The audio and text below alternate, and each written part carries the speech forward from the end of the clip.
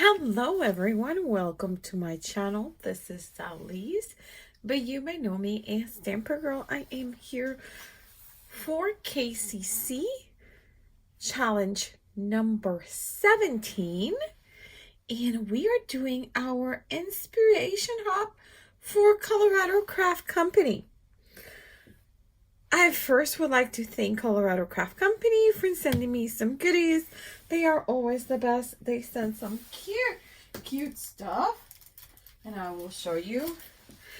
They sent me out the AG493. Yes, this is an Anita drum. It's called Recharge, and I love this set. They also sent this collaboration between Colorado Craft Company and Crafty Meraki. This one is called Orchids. It's just a beautiful orchid. The sentiments are just so touching. Then they also sent me this one that is called which might be my favorite. The sentiments are just the best, and it's just a gal whose ice cream just spilled out. Says, I forgot it was your birthday. Hope it was as awesome as you. You got this. You don't have to be perfect to be amazing. It's okay to have a bad day. Tomorrow we'll be here before you know it. And then finally, the stamp that we're going to be using today, which is this adorable puppy that is one of Anita Jerem's illustrations. This one is called Puppy's Quilt. That puppy is just sitting in the quilt. It just has the cutest look. And I just want to show you first, this is what that set that has,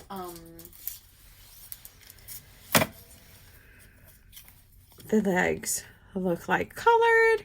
I did some markers and some watercolors on top of it, so we'll be using that one in a different card.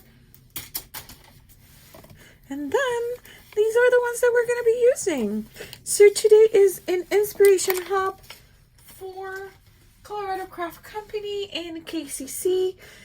Colorado Craft Company is one of our super sponsors. They're amazing.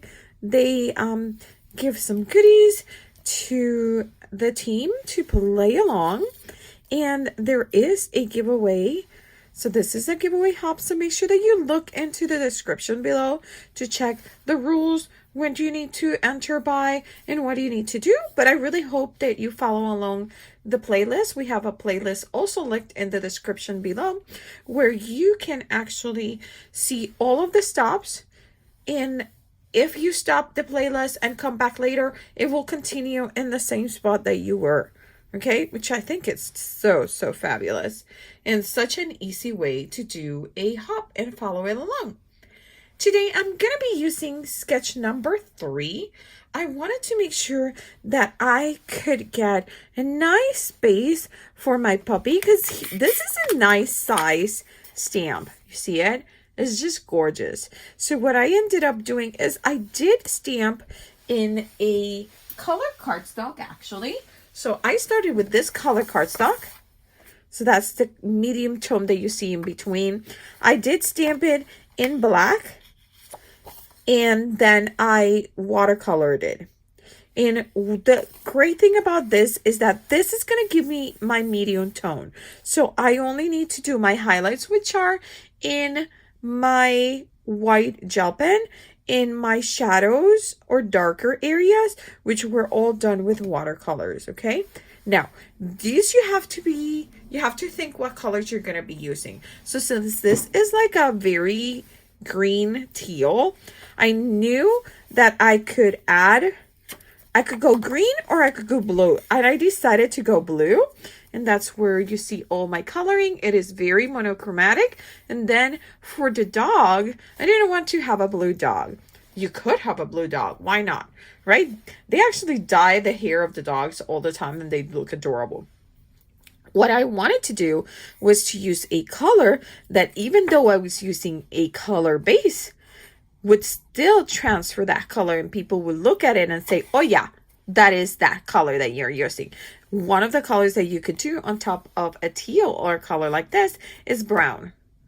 So I did go with the brown, and I still have my highlights, I still have my medium tones, and I still have my shadows, but you could still read this as brown, and you can still read these as blue. And then I did add a little bit of black because I wanted to use this buffalo plaid black cardstock in the background. So I did my squiggle lines and some of the lines on the wallpaper, or this could also be your the front of your bed. Like, I want it all to be in those beautiful colors. Okay, so I'm going to put away my little piece of cardstock. I did, like I said, I'm going to be using sketch number 3. And if I haven't put it up yet, I should put it up on the corner. And let's look about it. So this is sketch number 3. And I did cut my piece of my element or my focal point for a 2 1/4 by 4 1/4. Then I layered it in black at 2 1/2 by 4 1/2. And then I have this piece, which is my layer, which is 4 by 5 1/4. So I still need my card base. I need my paper E, and then I need a circle, and then a flag. So here is what I'm thinking about it. This is going to go here instead of my paper E here in the bottom. I am thinking of using these guys. What do you guys think? I think it would look really cute just to have this. We could have it just simple like that. So this actually was a piece of cardstock, my cardstock E. And then I use a shaped scissors to cut it out. And we could leave it like this. We could put it facing up. We could put it facing down. We could put that one facing down. And then this one right on top. So we kind of have like this funky little shape. Like this. We could offset it so it looks like a rickrack, which I really like that. I might go with that. And that is an easy way to do a rickrack. So I might actually go with that. That is adorable. And I love how this makes his nose, which is red, pick up and pop out. And then the other thing that you could do, let me see if I can show you, is, well, I don't have a circle punch here around me, but I have a hard punch. So let's cut a hard punch out of it and I'll show you. But I was thinking this with a circle punch is that you could actually take this and go around your shape like this. And since it's kind of really thin at the top, you can bend and follow along the shape. It would be so much easier with a circle though. But you see how? And do that all around it. Circles and squares would be the easier, but I don't have a punch. But you know what? This heart could be cute too. We could punch like a red heart, which I think I may have. But I'll see how this takes us. I really like this. So we're going to start by taping down my panel, my focal panel. And remember, when you have some of these stamps that are like a good real estate, they're big and nice and big. Remember that doesn't mean that you can just trim it down. You can trim it down and have fun with it and just crop it. And I wanted to make sure that I cropped it. So here, this is the piece that I use. You guys see it? This is where we are. I could have cropped it so it was like, I could have cropped it. Let me show you. I could have cropped it so it was just half of him. And then this part of the quilt, that would have a different look. I could have even cut it like this. Or I could have cut like the little butt Like, there's so many. And why would I do that? Like, wait, maybe I want to just, nobody will know that that's a dog's butt. And I could have made that into a pillow and say something sweet and cute. So there is so many things that you can do when you're cropping an image. Okay. So I am going to try to crop it the same amount everywhere. Just, I think around there. I think that's a good one. Okay. And now for these, I am actually going to use my glue. So I am bringing my glue. I'm going to put him a little bit higher there so you guys can see me apply my glue. I am making sure that I'm just applying it to that top, okay? It doesn't matter that it's not going into the triangles, okay? And I am going to go right about there. And I am following the lines on my buffalo plaid paper because I know that they're like super straight, okay? If you're not sure if they're straight or not, use a mat like this one or a ruler, okay? And that gives you a chance to make sure that it's nice and straight, okay? So let's put this in the middle.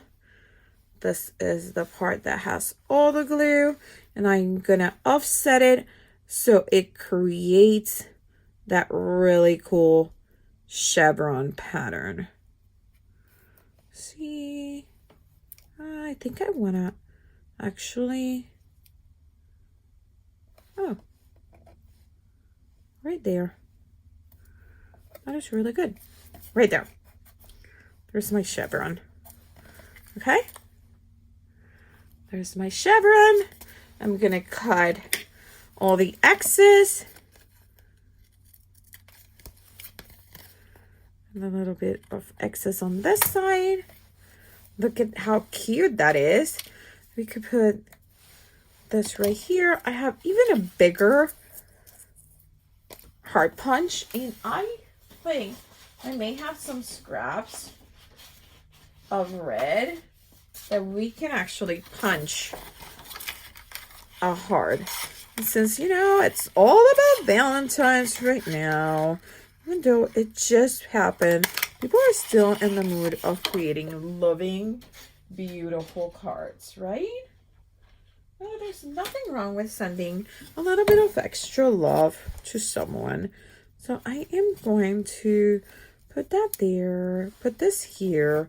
Look at that. Look at how cute that is. What do you guys think?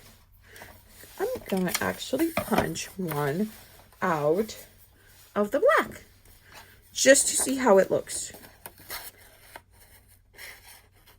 Okay. There is one little punch of the black, and let's see which one I like better. That and this, or that and this, or we could even do like this has a little shadow. Well, that would be cute. Oh, I think that's it. I think that's it. Okay, so I am first going to glue my teal piece to my black piece, black heart, but I am offsetting it. There it is. Oh, that is cute. And now I'm going to glue that to my heart. That is adorable. And I'm going to glue the red heart to my card. So we want to go this way. Do we want to go this way? Okay, there it is. Now, we need a card base for this. I believe the one that I already cut out for this, it is a top folding. Yep, it is a top folding. I am going to make sure that we are going to score this. We're going to score it a 5.5. Turn it over. And then fold it. And then we're going to... So score, fold it and crease it. And look at that. There is our card. I think it's just beautiful. Oh, I think this is so beautiful. Now, the only thing that I'm thinking is that maybe I want to trim this a little bit more to get a green. Let's see. Do I want that green in there? I don't mind it, but I don't think it needs it. Does that make sense? So I don't think it needs it. I think I am going to follow pretty much to the letter this sketch, which is unheard of for me. I usually make the sketches mine. Like I make them work for me. So I'm really impressed that I'm following this one to the T. Make sure that you open your card to make sure that you are gluing it the right way, because it wouldn't be the first time that I glue my card base to the card panel incorrectly. I think we could use a little bit of bling and we would be ready to go. But you could also leave it like this. And I might actually leave it like this because I know Bitty Petty was mentioning that she is going to be doing a card collection for a hospital. And they were very strict in terms of no embellishments and no foam tape. So this would be a perfect card to send. So remember, this is a giveaway hop. Get all the information in the bottom. Remember to join Kendra's Card Challenge. We have different levels of Patreon that you could be sign up for. We have a freebie one. So if you can't afford to be a patron right now, we understand. You can download our current KCC cutting guide and instructions and sponsorship information. We also have different levels of Patreon where you get super cool advantages, and you even get little kits just beautifully made by Kendra. But make sure that you enter. And remember that this, starting with KCC 17, we are using InLinkz to submit. You do not have to have a social media account. You can enter it by just creating an InLinkz account and submitting your picture. So don't worry if you don't have Instagram. Don't worry if you don't have Facebook. But if you do have Facebook and Instagram, join us in sharing our beautiful cards done and created with Kendra's Card Challenge KCC 17. Well, thank you so much. I really hope you hop along the entire hop and you let everyone know about their beautiful creations, and you do like my content and my friends' content. Make sure that you like and subscribe. And remember, don't leave your crafting for tomorrow. Start today. Bye.